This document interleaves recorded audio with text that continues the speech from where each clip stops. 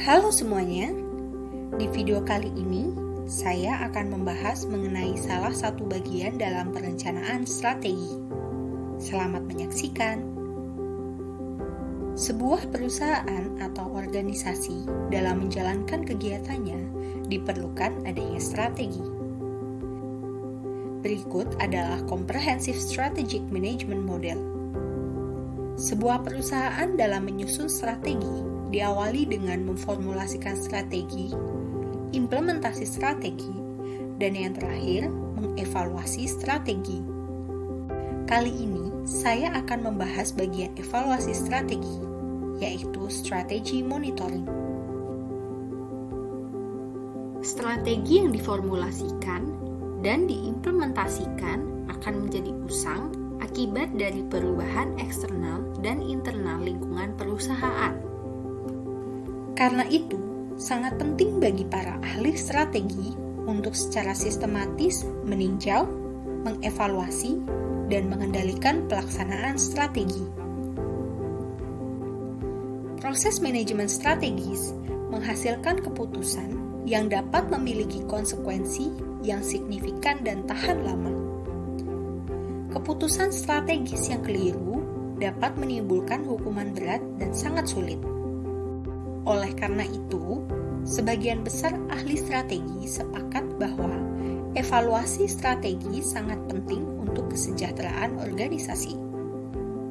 Evaluasi yang tepat waktu dapat mengingatkan manajemen akan masalah atau potensi masalah sebelum situasi menjadi kritis. Kegiatan evaluasi strategi harus dilakukan secara berkelanjutan, bukan pada akhir periode waktu tertentu atau hanya setelah masalah terjadi. Mengevaluasi strategi secara terus-menerus dan bukan secara berkala memungkinkan tolak ukur kemajuan yang harus dicapai dan dimonitor secara lebih efektif.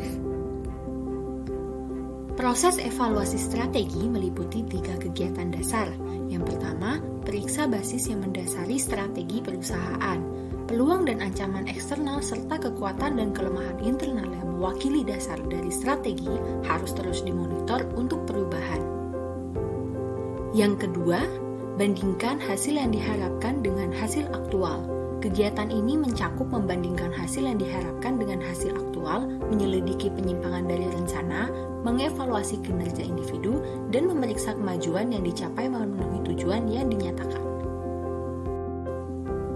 Yang ketiga, ambil tindakan korektif untuk memastikan bahwa kinerja sesuai dengan rencana.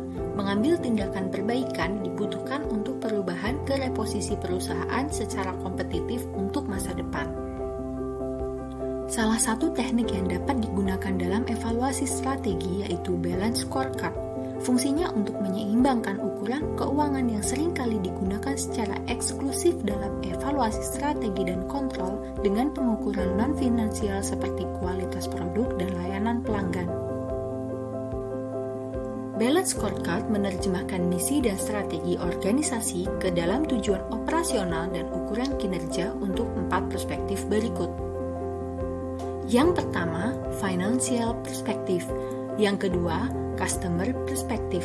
Yang ketiga, internal business process perspective. Dan yang terakhir, learning and growth perspective.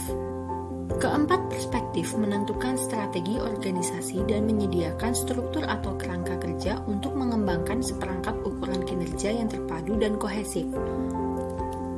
Langkah-langkah ini menjadi sarana untuk mengartikulasikan dan mengkomunikasikan strategi organisasi kepada karyawan dan manajernya.